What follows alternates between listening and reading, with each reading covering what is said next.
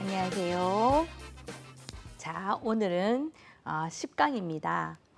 이전에 우리는 수화통역학 개론 책과 수화통역의 기초 책과 통역학 개론이라는 세 권의 책을 요약해서 제가 설명을 드렸습니다.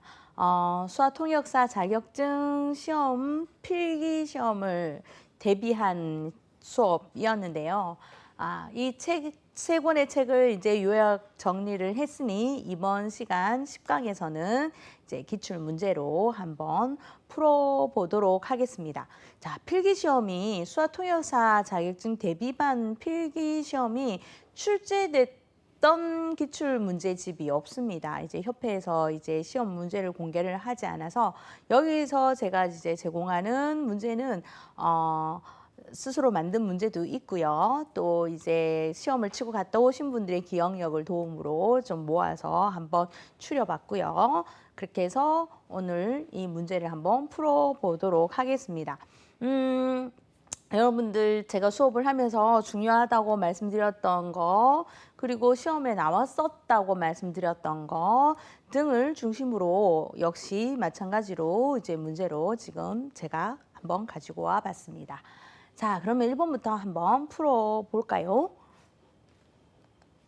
자, 1번 문제입니다. 자, 한번 읽어보시고 한번 풀어보시기 바랍니다. 미국 수화통역사의 역사적 배경에 대한 설명으로 옳지 않은 것은, 틀린 것이죠. 옳지 않은 것은 무엇일까요? 3초 드리겠습니다. 정답은? 네? 4번입니다. 그쵸? 네, 맞습니다. 맞추셨죠? 미국 수어통역사의 역사적 배경입니다. 그쵸? 네, 미국은 수화통역의 어떤 역사가 굉장히 오래됐죠. 그래서 수화통역의 제도화된 게 2000년이 아닙니다. 오히려 수화통역에 대한 제도화가 된 2000년의 연도는 한국의 상황이라고 할 수 있죠. 왜냐하면 1997년 첫 민간 수화통역사 시험이 시작이 됐고 1998년에 자격증이 배부되었습니다. 97년 시험을 치고 12월에 연수를 끝내고 2월인가 자격증을 받았던 기억이 있는데요. 제가 민간 수화통역사 1기 합격자이거든요. 네.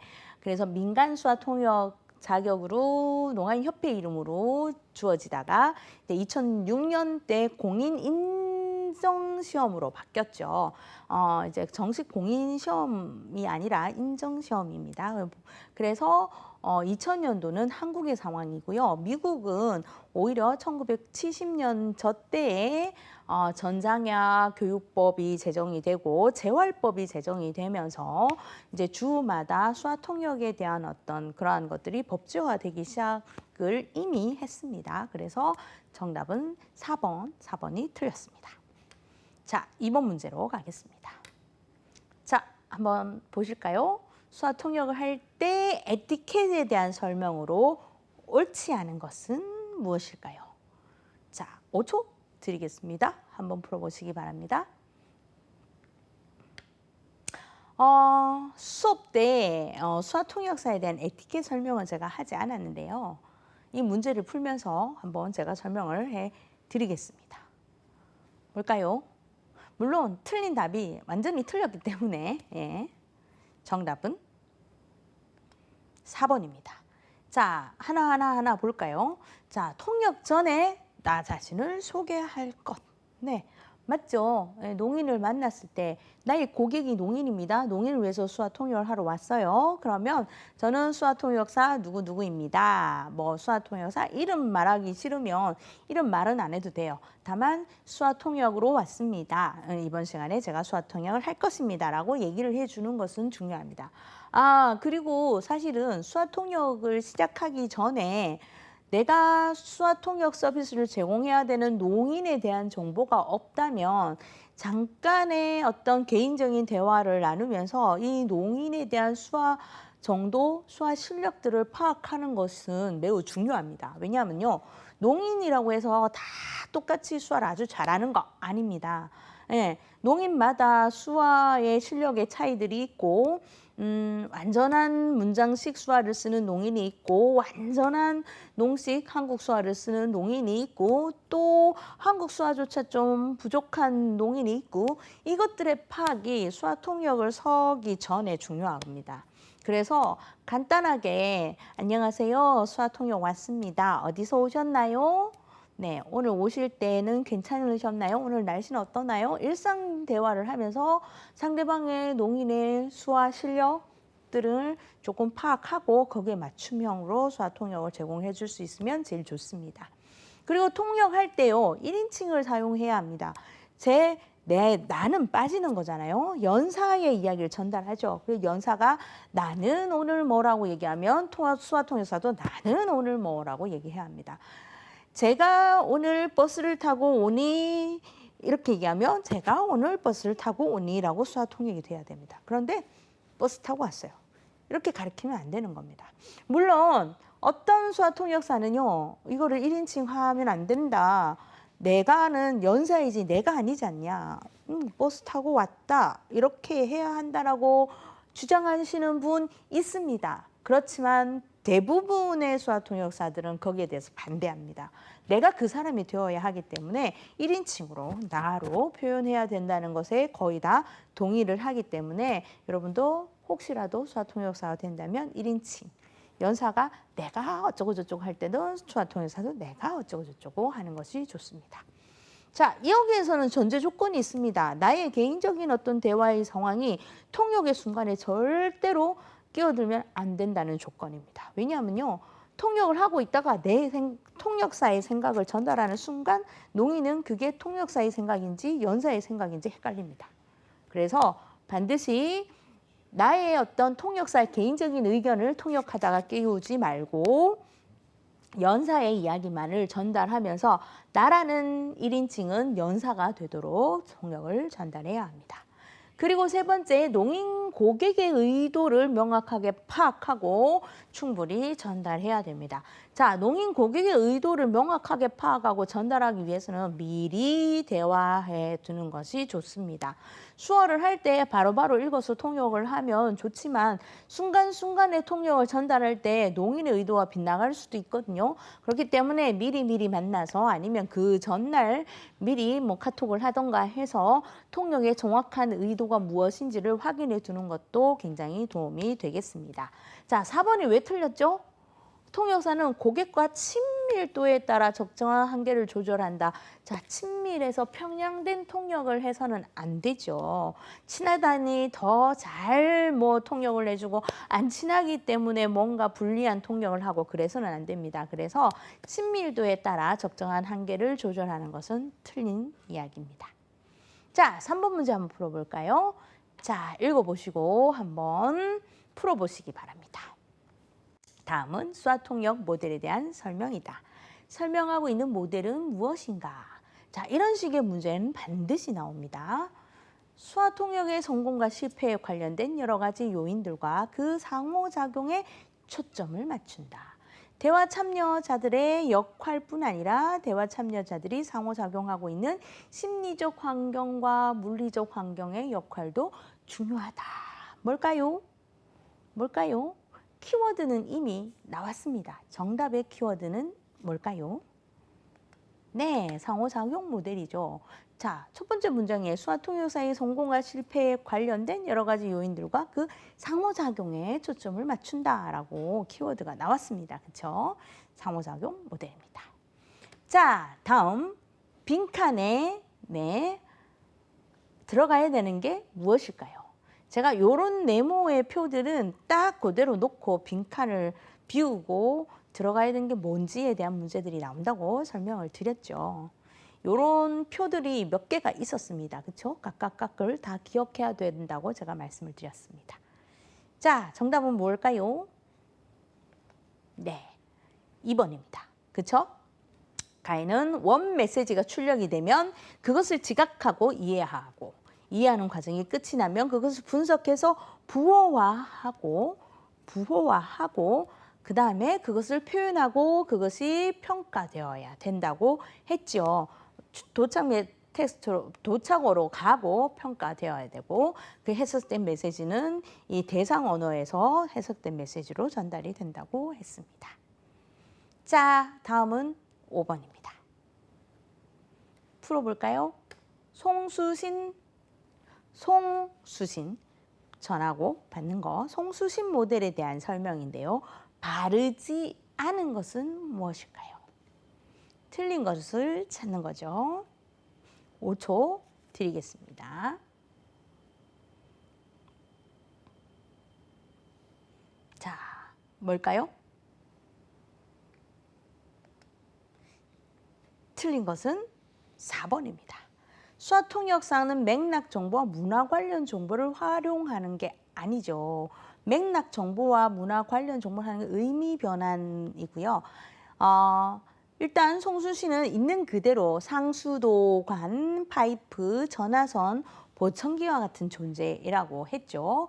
감정 상관없이 수어, 문법, 단어 대 단어 치환으로 바로바로 전달하는 기계적 통역 방식이라고 설명했습니다. 그래서 어떤 의역이 되지 않고 또 문화가 개입되지 않고 있는 그대로만 전달해야 한다는 거 송수신 모델 기억하시기 바랍니다. 송신하고 송신받은 메시지를 그대로 수신시키는 모델입니다.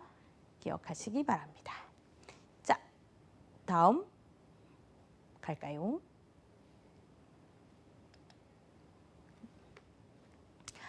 자, 한번 풀어보시기 바랍니다. 시간을 10초 드리겠습니다. 자, 통역할 때 유의해야 될 물리적인 요인들입니다. 각각 설명 중에 틀린 것은 무엇일까요? 자, 요것도 수업 시간에는 설명되지 않았던 것 같아요. 정답은 4번입니다. 자, 통역사의 머리카락은 얼굴을 덮지 않고 수염은 입술 읽기가 가능하도록 단정한 외모를 유지해야 한다. 그러니까 요즘은 조금 여기에 대한 의견도 사실은 분분합니다. 제가 처음 수화통역을 시작할 때는요, 수화통역사 머리카락으로 얼굴 이렇게 막 덮고 이렇게 긴 머리 치릉치릉 내리고 뭐 팔찌하고 귀걸이하고 목걸이하고 반지 이런 액세서리를 하고 화려한 옷차림을 하고 수화통역을 하면 노인들이 굉장히 많이 야단을 많이 쳤었습니다. 왜냐하면 그런 것들의 시선이 뺏긴다고. 그래서 그리고 또 머리카락은 특히 손에 이렇게 건들리기도 하고 하니까 하지 말라고 했었는데요. 미국의 수화통역사들 보면 뭐 모든 액세서리 하고 머리 길고 뭐 자유롭거든요. 그래서 자유로운 젊은 사람들은 괜찮다 얘기하는 사람도 있고 절대 안 된다라고 얘기하는 사람도 있습니다. 그러나 대부분은 단정하기를 원합니다. 머리는 단정하게 묶고 액세서리는 하지 않고 가능하면 어두운 옷에 단색 옷을 입는 것을 권장합니다.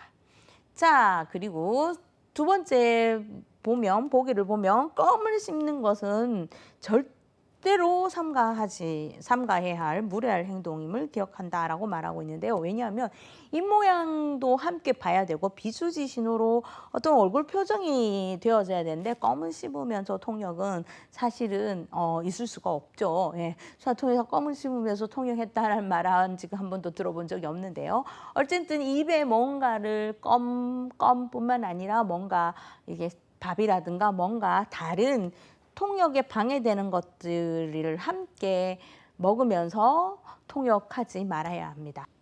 또 세 번째, 1대1 상황에서 통역할 경우 통역사는 농인을 바라보고 청인과는 시선이 닿지 않는 삼각 형태로 앉는다. 네, 무슨 말인지 아시겠나요? 자, 청인인 얘기를 해야 되는 청인이 여기 있어요. 수화통역사는 여기 앉는 거예요. 농인은 바로 마주보고 앉는 거예요. 왜냐하면 내가 이 청인의 입장에서 수화 통역을 전달해야 되기 때문에 청인이 여기 있고 내가 여기 있고 농인이 여기 있는 이 삼각이라기보다 나는 청인하고 바로 붙어 있는 게 농인이 보기가 좋아요. 왜냐하면 청인의 입모양을 보면서 나를 같이 보는 게 좋으니까. 그래도 뭐 삼각형이긴 하지만 어쨌든 청인과 내가 여기 앉아 있고 농인은 마주보고 농인은 나와 이 말하는 청인을 같이 볼 수 있도록 이렇게 앉는 것이 제일 좋습니다. 그래서 가끔 경찰서 통역을 가면요. 형사분이 이렇게 앉아있고 농인이 앉아있고 통역사를 바로 옆에 앉히는 경우가 있는데요. 이렇게 앉으면 농인이 자꾸만 옆으로 쳐다봐야 되거든요. 나를 보기 위해서. 형사는 보지 못해요. 자꾸 나를 봐야 돼. 나를 보고 있다가 뭐 형사를 보다가 나를 보고 있다가 이렇게 되기 때문에 그럴 때는 형사에게 선생님 제가 옆에 가서 앉겠습니다. 얘기를 하고 옆에 가서 앉아서 좀 너무 가까이 안 붙으면 사선이라도 앉아서 농인이 형사를 보고 나를 보고 형사를 보고 이렇게 앉는 게 굉장히 좋습니다. 자, 4번이 왜 틀렸냐면요. 탁자주의의 원형에서는 탁사주의나 원형에서는 통역사는 보통 농인과 가까운 거리에 위치한 바로 옆에 앉는다가 틀린 겁니다. 농인 옆에 앉으면 안 됩니다.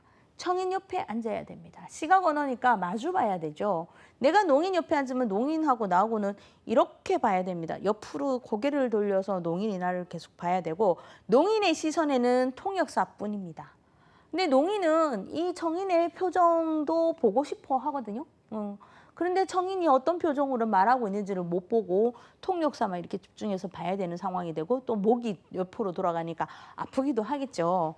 그래서 이거에 대한 양해를 구하고 바로 청인 옆에 앉을 수 있도록 배치를 해야 합니다. 자, 다음 볼까요? 자, 한번 풀어보시겠습니다. 다음 내용 중 맞지 않는 것, 틀린 것은 무엇인가? 소리 듣지 못함으로 인해 음성 언어 습득의 장애를 가져와 청인 중심 사회에서 소외될 수 있다. 네. 청각장애인에 대한 얘기죠. 과거에는 정보의 소외가 문제가 되었으나 현재는 인터넷 등의 발달로 정보로부터 소외되지 않는다. 응급 상황에 대한 대처가 어렵다. 개인의 사생활 침해가 될 수 있다. 뭘까요? 자, 틀린 것은 2번입니다. 자, 소리를 듣지 못함으로 인해 청각장애인에 대한 내용 중 맞지 않는 거예요. 소리 듣지 못함으로 인해 음성 언어 습득의 장애를 가져와 청인 중심 사회에서 소외될 수 있죠. 자, 제가 설명을 드렸습니다. 청각장애인은 조음기관에는 문제가 없습니다. 언어 훈련을 하면 말을 잘할 수도 있어요. 하지만 들어본 기억이 없기 때문에 내 목소리 피드백이 안 되기 때문에 말이 불가능하다고 말씀을 드렸죠. 그래서 일반 사회에서의 소외 상황이 생길 수 있고요. 응급 상황에 대한 대처가 어렵죠. 왜냐하면 전화가 안 되기 때문에 응급한 상황에 바로 전화하면 좋은데 전화가 바로 안 되죠. 대신에 요즘 112도 그렇고 119도 그렇고 문자 보내는 게 가능합니다. 문자로도 접수를 받아요. 그런데 문제는 뭐냐면 젊은 청각장애인들은 문자 보내는 게 쉽기 때문에 대처가 가능한데 한 60대, 50대는 문해력이 좀 떨어져요. 이게 한국어의 해독력이 떨어지기 때문에 문자 보내면 이제 112나 119가 이게 상황 인지가 어려울 수도 있어요. 네, 문법적으로 안 맞는 문자들을 보낼 수도 있기 때문에 그럴 때는 더 응급 상황이 대처가 더 늦어질 수도 있겠죠. 그리고 개인 사생활의 침해를 받는다는 것은 뭐냐면 수화통역사들이 농인과의 어떤 관계 속에서 그 농인의 개인 사생활들을 쏙쏙들이 다 알게 되는 경우들이 많거든요. 그래서 개인 사생활의 침해가 있을 수 있습니다. 자, 2번이 왜 틀렸냐면 지금은 인터넷의 발달로 정보로부터 소외가 되지 않는다? 아니죠. 인터넷이 아무리 발달했어도 농인의 관심사만 집중해서 본다면 사실은 지금의 어떤 정보를 소외 문제는 계속해서 있을 수 있습니다. 요게요. 극과 극으로 나타납니다. 지금은 농인들이 인터넷에 굉장히 친숙하고 인터넷을 잘 활용하는 농인들은요. 저보다도 정보가 더 많습니다. 깜짝 놀랐습니다. 그런데 이제 인터넷에 취미가 없고 인터넷에 문장을 읽는 게 이해가 어렵고 그러한 농인들은 여전히 정보에서의 소외는 아주 크다고 볼 수 있습니다. 다음 문제입니다. 농교육이 시작된 때는 언제일까요? 네, 요거는 청각장애 이해의 교육의 역사에서도 아마 다루어질 건데, 네, 농교육의 시작된 시기는 언제인가요? 제가 설명을 드린 적이 있습니다. 그렇죠? 로제타 셔우드 홀 여사가 이제 농맹인을 가르쳤던 때 공식 특수교육의 시작 1909년입니다. 그렇죠? 자, 1909년 특수교육의 시작, 1913년은 국립 공교육 체제로서의 재생원 학교의 설립으로 공교육 체제의 첫 출발은 1913년이고요. 그냥 전체 우리나라의 특수교육 시작은 1909년으로 보고 있습니다. 자, 한번 풀어볼까요? 언어학적 입장에서 농인들만의 고유한 문화를 형성하게 된 주요 원인은 무엇일까요? 언어학적 입장에서 문화가 형성된 주요한 원인은 무엇일까요? 여기서 문화와 언어는 뗄래야 뗄 수가 없죠. 언어와 문화는 상관없는 게 아니고 언어와 문화는 밀접한 관련이 있죠. 언어가 있는 곳에 문화가 있고 문화가 있는 곳에 언어가 있다는 말이 있죠. 그래서 농인들 사회의 언어인 정답은 수화사용이죠. 수화사용이죠. 네. 수화라는 언어가 있기 때문에 농사회가 있고 그 농사회 속에 문화가 있습니다. 반대로 농사회가 있기 때문에 수화라는 게 있고 또 문화가 존재할 수도 있죠. 물론 수화라는 언어가 먼저인가 농인 공동체가 먼저인가는 사실 뭐 닭이 먼저인가 알이 먼저인가 논쟁과 마찬가지인데요. 농인들이 모였으니 수화라는 언어가 탄생을 했을 거고 수화라는 언어로 인한 어떤 끈끈한 공동체의 형성이 되었을 것이기 때문입니다. 어쨌든 농인 공동체가 언어로 인해 문화가 형성이 되었죠. 농학교 교육도 사실은 중요합니다. 이 고유한 문화를 형성하는 데 있어서 농학교의 교육은 왜 중요하냐면 기숙제로 운영했던 학교는 농인들을 모이게 했고 또 학교 교육이 초반에는 수어로 이루어졌기 때문에 한국에서는 그래서 더 이제 농문화가 그 속에서 농학교를 중심으로 퍼지기도 했습니다. 그러나 이제 언어적인 관점에서 보니까요. 사회학적 관점에서 보는 게 아니라 언어학적 관점에서 보기 때문에 정답은 수화 사용입니다. 보청기 사용은 농문화와 상관없죠. 오히려 농문화를 조금 이제 방해하는 이유가 되기도 하죠. 그다음에 청약 기능의 어려움 때문에 수화를 사용하기는 하지만 청력 기능이 어렵다고 해서 모두가 문화를 만드는 것이 아니기 때문에 정답은 3번입니다. 자, 다음 가겠습니다. 한번 풀어볼까요? 수화 통역 시 필요한 지식 기반에 대한 설명으로 잘못된 것은 이라고 얘기하고 있습니다. 잘못된 것은 틀린 것은 정답은 뭘까요?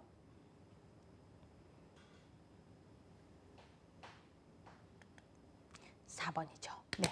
특정 분야 지식만이 수화통역 교육 훈련에서 핵심적인 교과 과정이 아니죠.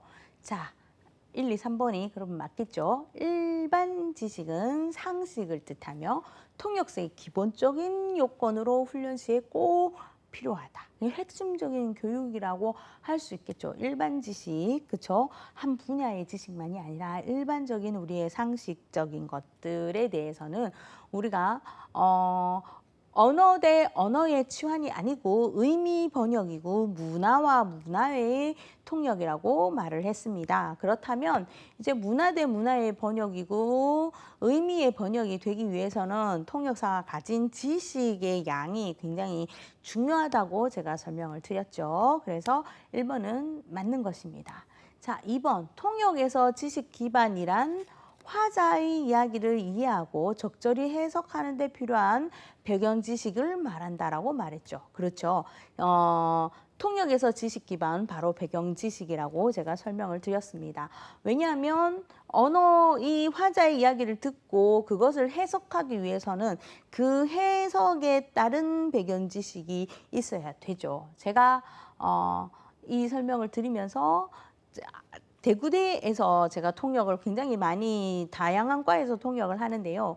공대를 들어가서 통역할 때는 이 배경 지식의 부족으로 정말 통역할 때 힘들 때가 있습니다. 그러면 저도 막 공부를 하고 통역을 들어갑니다. 뭐 컴퓨터 언어, C 언어, 뭐 자바 언어 이런 거는 제가 문과라서 네, 아주 젬병이라 그러면 제가 열심히 공부를 하고 들어가서 통역을 하기도 합니다. 그만큼 배경 지식이라는 게 통역에서는 중요하다고 할 수 있습니다. 3번 문화적 지식은 문화적 문제에 대처하기 위한 기본적인 전략과 전술이다. 그렇죠. 예, 문화적 문제.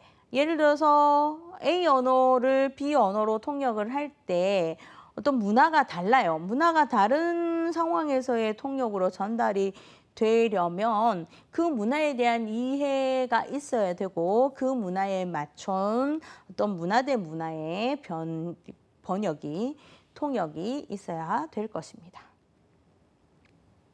자, 다음 문제 보겠습니다. 수화통역 과정의 내용을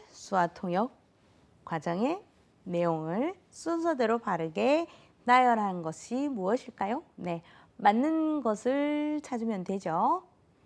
한번 찾아보시겠습니까? 1번 한번 읽어보시고요. 2번 읽어보시고요. 3번, 4번 뭘까요? 네, 순서만 계속 바꿔놔서 헷갈리시죠? 우리가 그러나 이 내용에 대해서 잘 이해하고 계신다면 아주 쉽게 찾으실 수 있을 겁니다. 네, 정답은요? 1번이죠. 네. 정답이 없어졌어요. 다시요.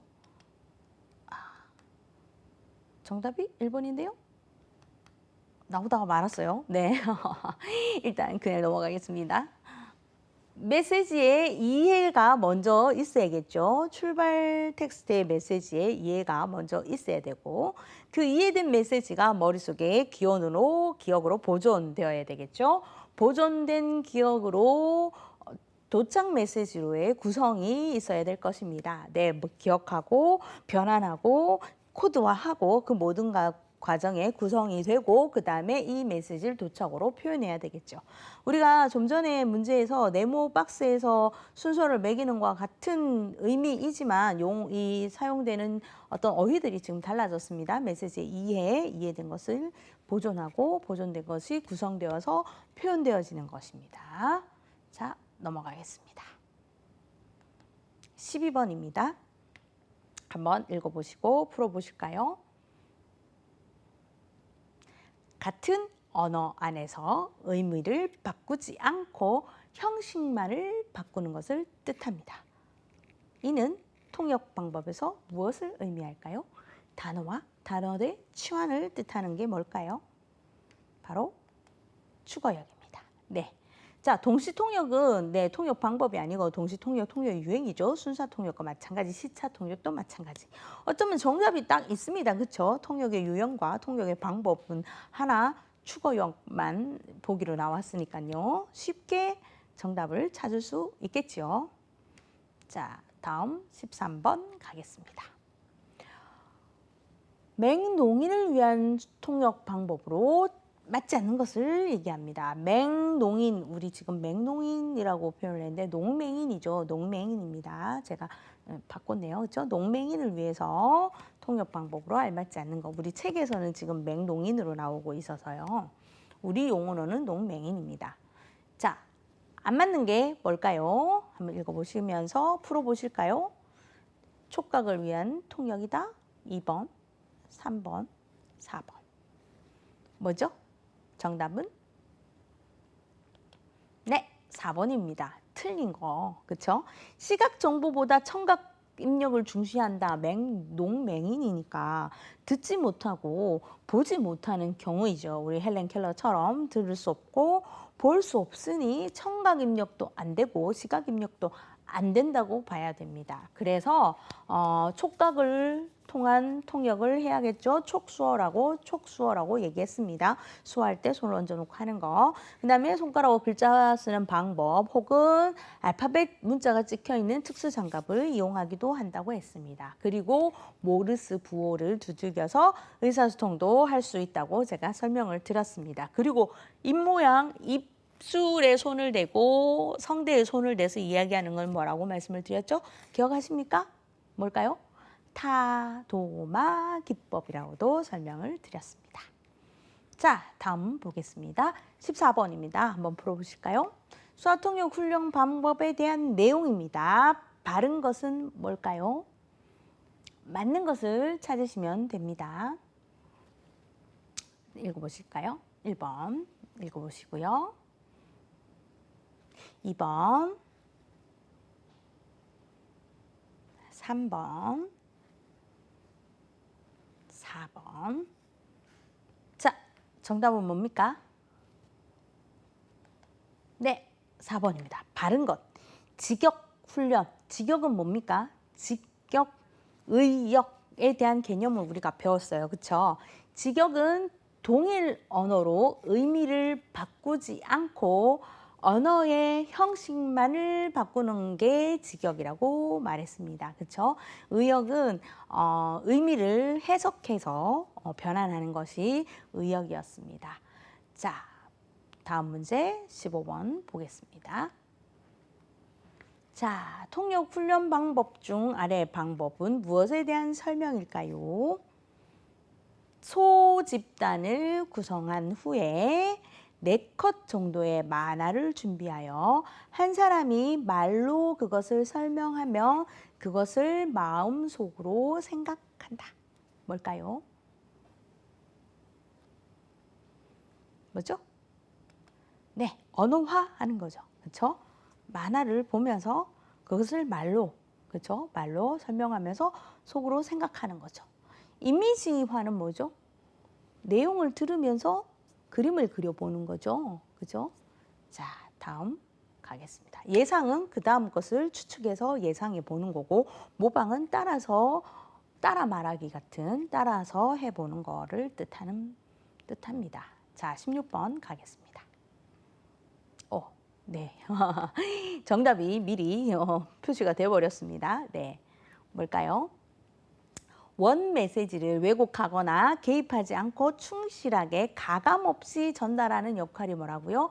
기계의 역할입니다. 네, 창의 역할, 기계의 역할, 창의 역할, 기계의 역할, 증인의 역할, 교통순경의 역할에 대해서 각각 설명을 한번 했었습니다. 그렇죠? 수업 강의 중에 조금 이따가 또 비슷한 문제가 나오는데 그때 더 자세히 제가 설명을 드리겠습니다. 일단 기계의 역할은 원 메시지를 왜곡하거나 개입하지 않고 충실하게 가감 없이 전달하는 역할. 사실은 기계적으로 전달한다는 말이 이렇게 들어가게 되는데 우리 여기서는 지금 기계의 역할이니까 기계적이라는 말이 없는데요. 혹시 예문에 가감 없이 기계적으로 전달한다 하면 뭐 다른 거 읽어볼 필요 없이 기계의 역할을 체킹하시면 됩니다. 그래서 기계의 역할에 대한 설명이었습니다.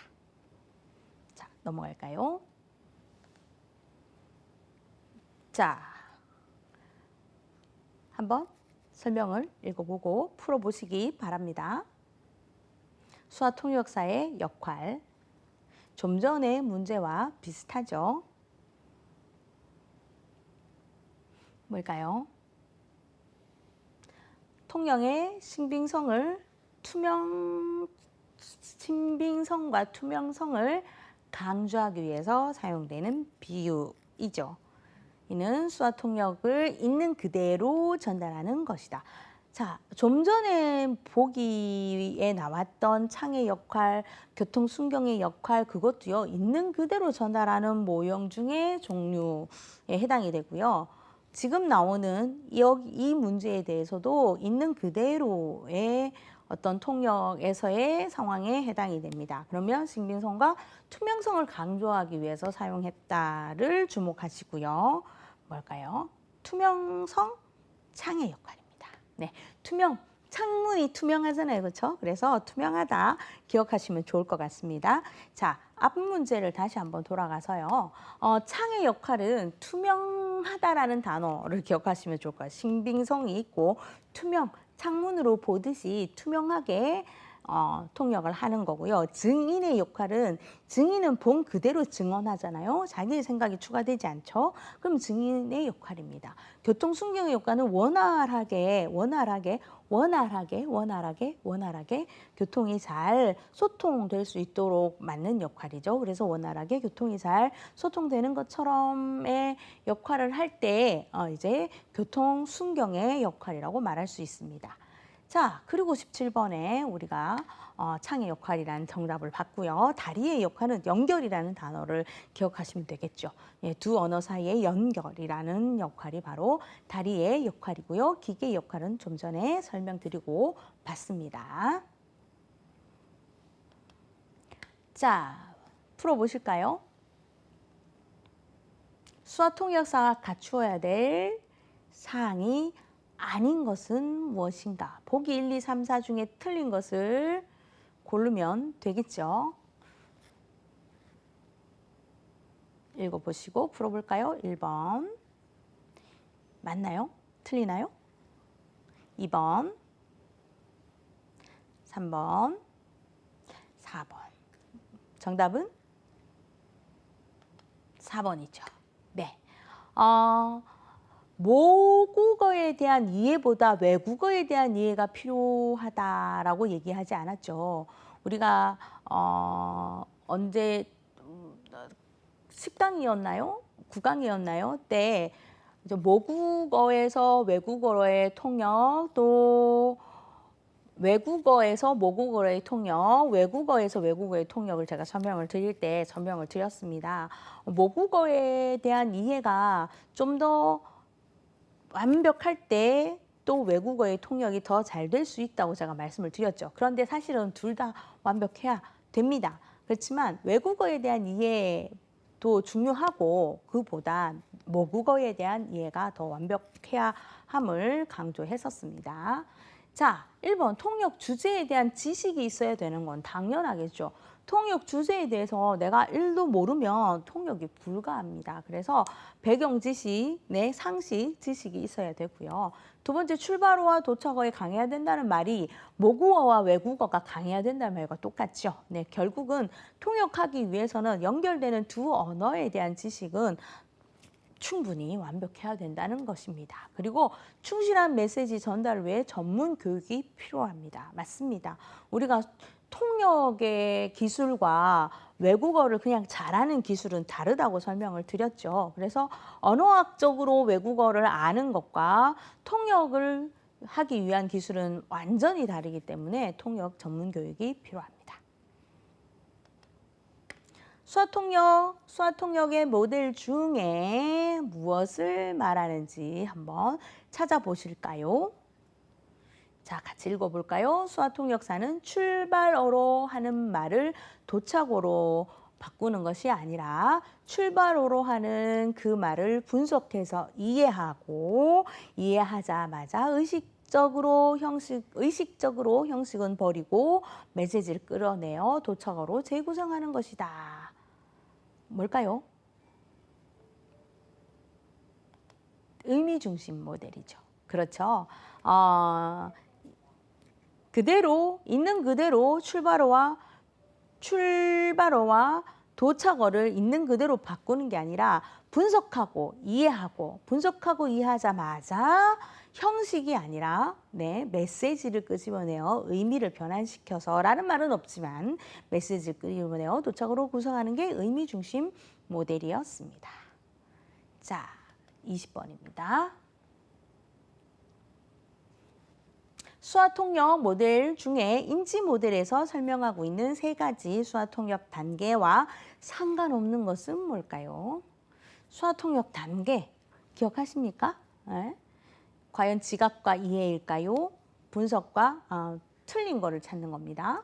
지각과 이해, 분석과 부호와 분석과 평가, 표현과 평가. 뭔가 평가가 같이 있으니 2번 아니면 4번 같네요. 정답은요? 네, 분석과 평가가 틀렸죠. 표현한 후에 표현된 것에 대한 평가가 필요하겠죠. 일단은 원 출발 메시지를 지각하고, 네, 지각하고 거기에 대한 이해를 한 후에 분석해서 그거를 도착 메시지로 부호화하고 부호한 것을 표현하고 표현한 후에 도착 메시지가 제대로 잘 표현되었는지 평가하는 과정이죠. 그래서 분석 및 평가는 틀렸습니다. 자, 21번 보겠습니다. 수화통역 기반에 대한 설명으로 역시 틀린 거죠. 자, 이거 기억하십니까? 이거 도표 그림으로 표현되어 있었는데요. 왜 X축, Y축 여기 입체형으로 이렇게 네모가 그려졌던 그 도표를 기억하시나요? 거기에 대한 설명입니다. 그래서 한번 보시죠. 무엇이 틀렸을까요?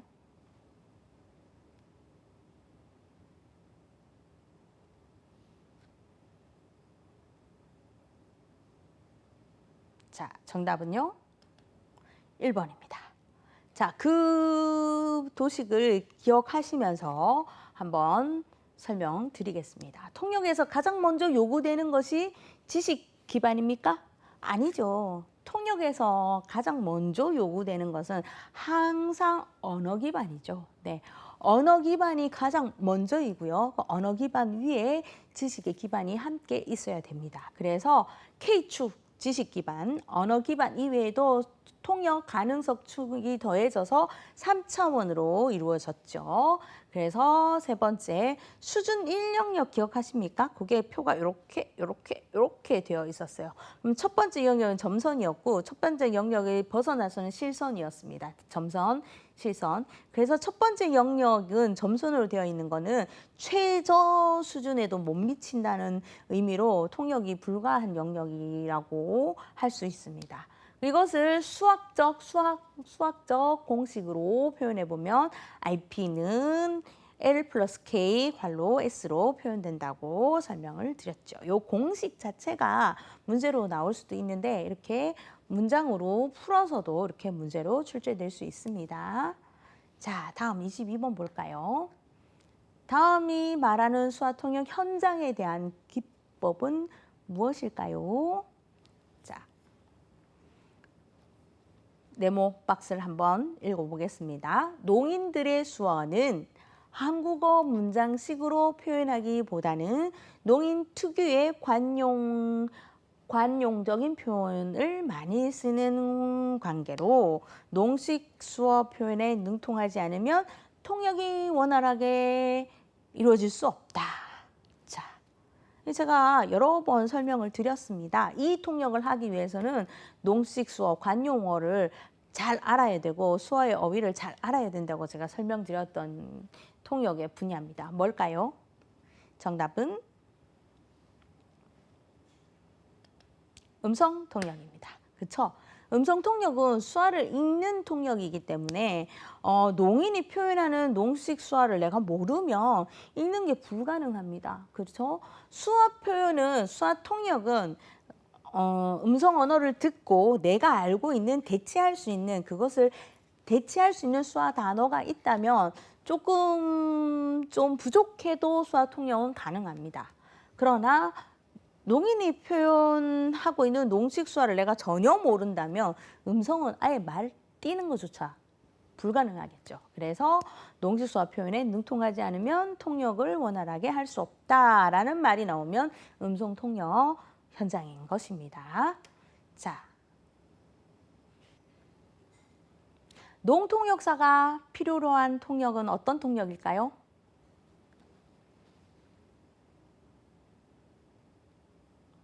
농통역사는 우리 한국에서는 청각장애인 통역사라고 이야기하고 있고 이제 미국에서 먼저 출발이 된 농통역사가 있었습니다. 그렇죠? 한국의 상황에서는 한국의 상황에서의 필요의 예시입니다. 이제 미국의 상황에서는 또 다양한 필요들이 있었습니다. 자, 뭘까요? 종교통역, 문맹, 농인통역, 직업통역, 교육통역. 뭘까요? 자, 맞습니다. 문맹농인통역입니다. 자, 문맹농인통역, 네, 그죠?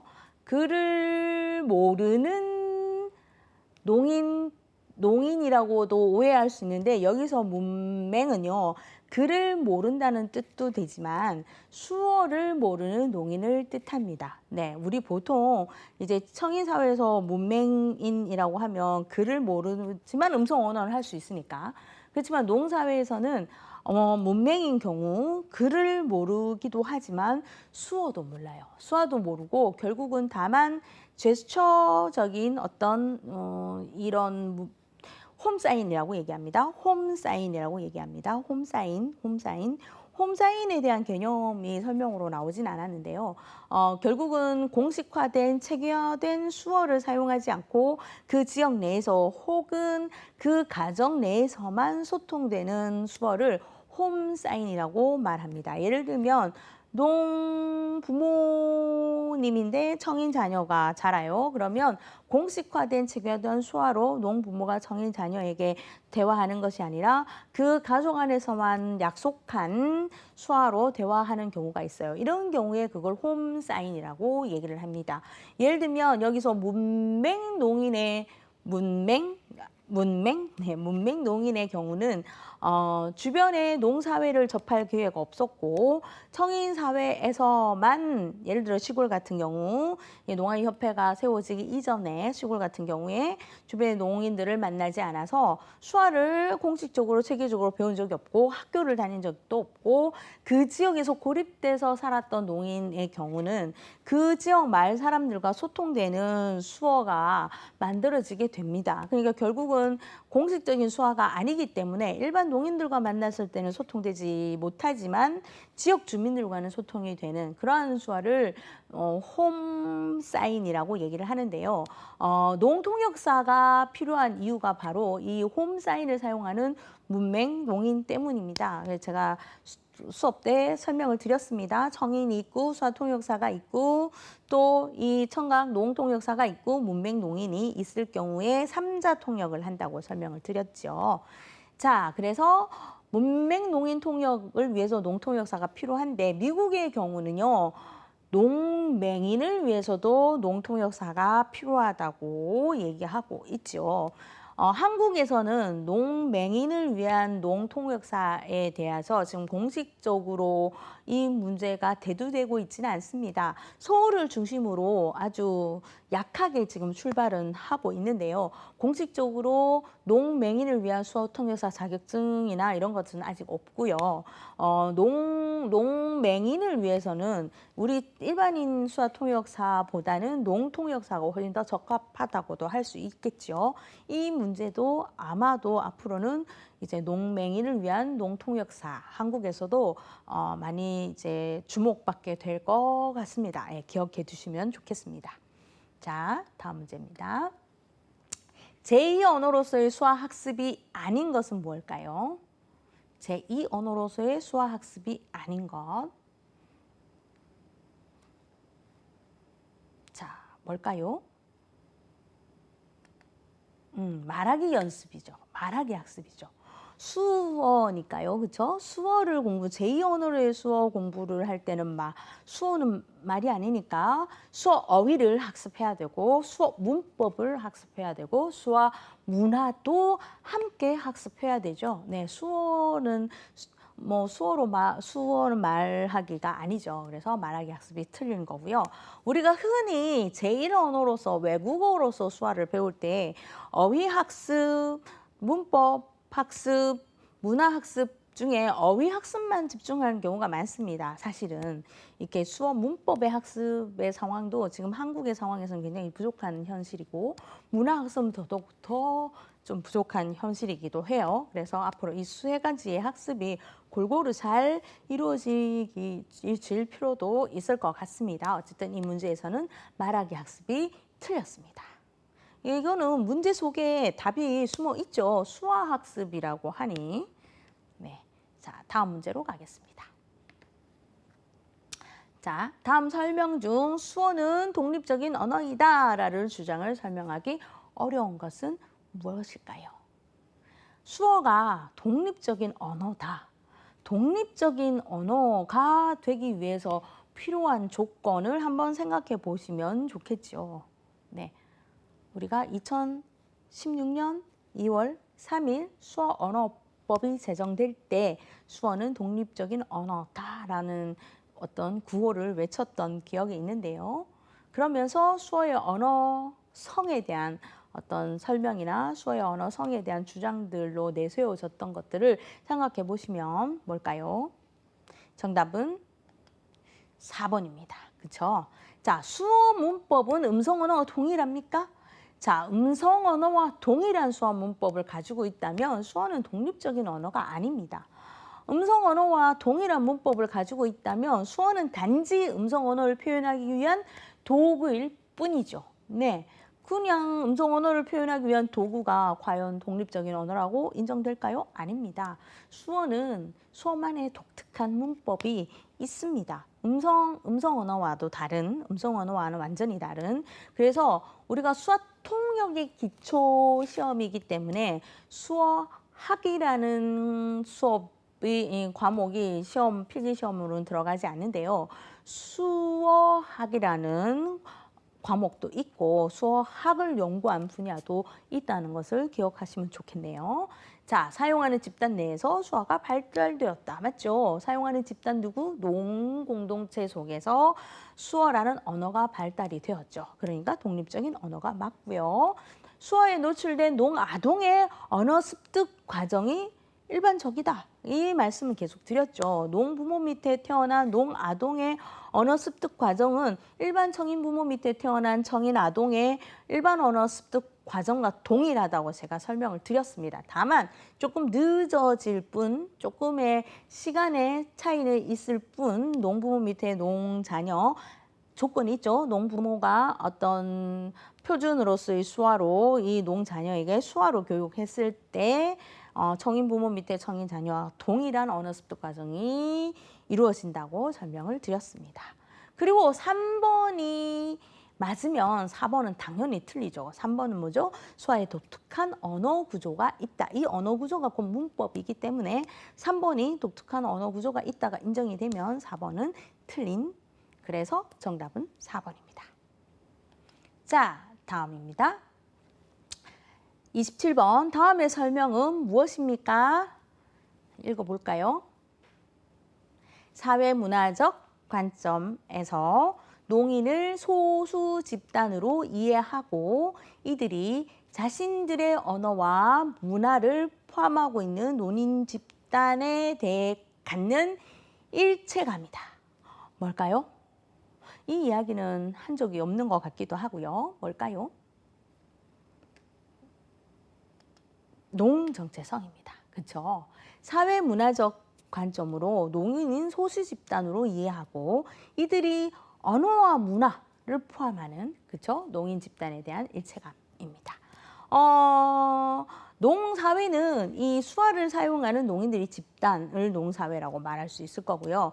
농자존감이라는 단어는 잘 쓰지 않습니다. 그래서 농정체성이라는 용어를 많이 씁니다. 그래서 농정체성을 기억하시고, 농문화는 뭐예요? 수어라는 언어를 사용하는 농인들로 인해서 만들어진 문화라고 설명이 되어지면 농문화가 되겠죠. 자, 다음 넘어가겠습니다.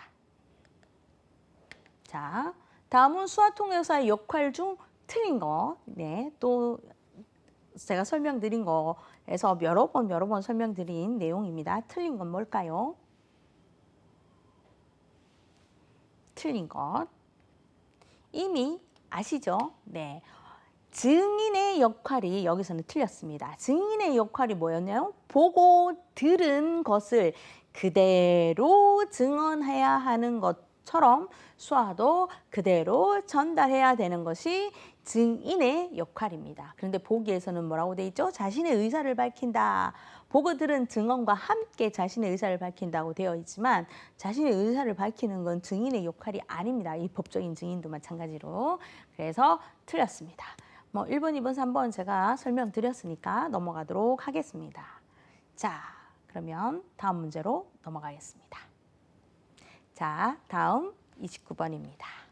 자, 한번 읽어볼까요? 풀어보시겠습니까? 수화통역사의 윤리에 대한 설명입니다. 다음 제시된 칸의 내용은 어떤 윤리를 설명한 것일까요? 자, 같이 한번 읽어보겠습니다. 메시지를 보낸 사람의 말하고자 하는 내용을 빠뜨리지 않고 충실히 재생 전달한다는 의미이며 또한 비언어적 의사표시들까지 수신자에게 메시지로 가능하면 전달해야 된다는 거. 완전히 전달하는 거. 뭘까요?